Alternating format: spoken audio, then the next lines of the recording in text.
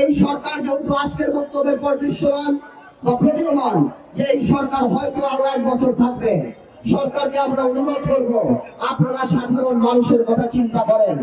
ইউনূস সাহেব, অর্থনীতি আর রাজনীতি এক জিনিস না।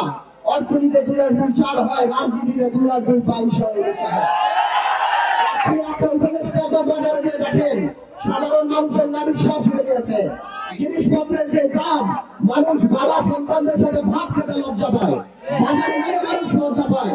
ইউনূস সাহেব, আমি বারবার বলেছিলাম আপনাকে জনসম্পৃক্ত কিছু উপদেষ্টা রাখুন।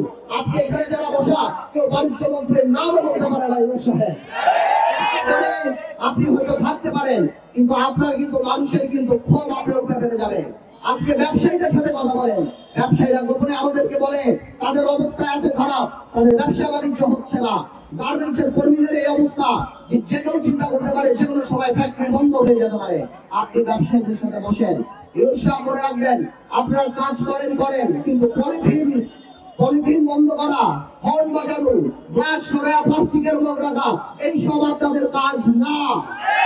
আপনারা ঠিক করেন আপনারা কি কাজ করবেন। আমরা কথা দিচ্ছি আমাদের সকল সহযোগিতা আপনারা পাবেন। আরেকটা কথা ইউনূস সাহেব না বললেই না, এখনো আমরা দেখি আওয়ামী শাসন আমলের দুর্নীতিবাজরা ঘুরে বেড়াচ্ছে।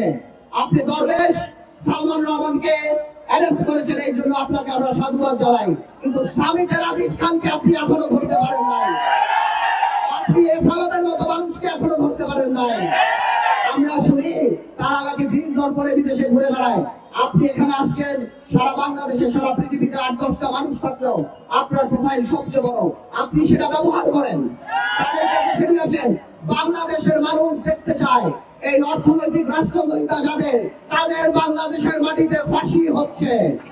যারা বাংলাদেশের মানুষের লক্ষ কোটি টাকা চুরি করে বিদেশে পাচার করছে, আর এই দেশের মানুষ ব্যাংকে টাকা উঠাতে পারবে নাকি সে নিয়ে চিন্তিত থাকে, তাদের বিচার করতে হবে।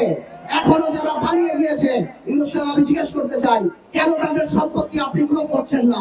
কেন তাদের এখানকার যে স্থাবর সম্পত্তি সেগুলি আপনারা নিয়ে যাচ্ছেন না?